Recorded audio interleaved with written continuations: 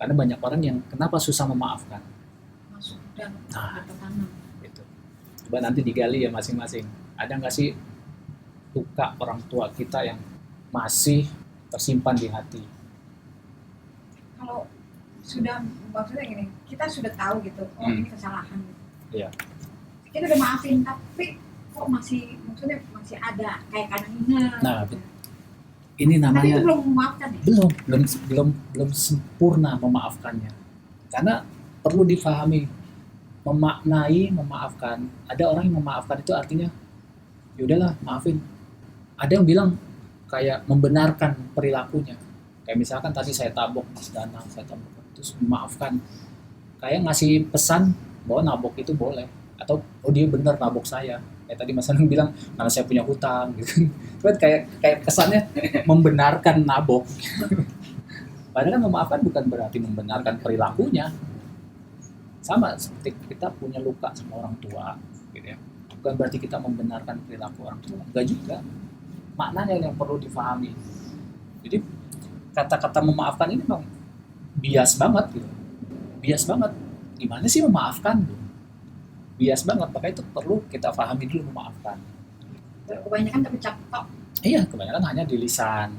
Gitu. Padahal ketika kita memaafkan dengan kesadaran, itu sebenarnya kita juga melakukan proses penyembuhan, healing, penyembuhan. Ketika tadi ditabok, kan tertulis tuh di memori, gue ditabok hari ini, jam sekian. Ketika kita memaafkan, kita sadar dan kita menyembuhkan luka itu. Adalah maafin.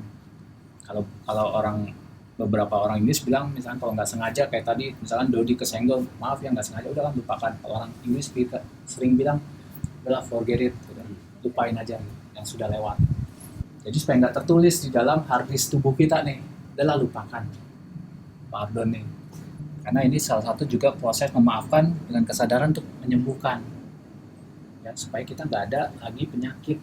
Nah, kalau yang tersimpan tadi, karena kan membalas tuh, tersimpan tuh. Walaupun udah nabok balas, masih ada di hatinya. Itu yang bisa jadi psikosomatis. Nanti sering sakit hati, sering stres, tiba-tiba nangis sendiri, tiba-tiba kesel sendiri, tiba-tiba marah. Karena sebenarnya pencetusnya dari sini. Masih ada memori ya, walaupun udah membalas. Itulah tadi, begitu balas tapi udah nulis di sini. Setiap kali kita membalas, ada luka. Sama kayak misalkan kita mau ngasih racun ke orang, membunuh orang, tapi berharap yang mati orang itu. Padahal ketika kita ngasih racun, itu sebenarnya kita ngasih racun diri kita sendiri. Ketika kita membalas, saya minum racun tapi berharap orang lain mati. Begitu tuh proses orang kita yang belum bisa memaafkan. Kepada siapapun ya, pada orang tua, pada saudara, pada teman, pada pasangan, ya, pada mantan, siapapun. Ini memang satu bab yang sebenarnya panjang sih kalau mau dibahas. Kalau mau dibahas panjang sekali. Tapi kita simpelkan, sederhanakan dulu ya.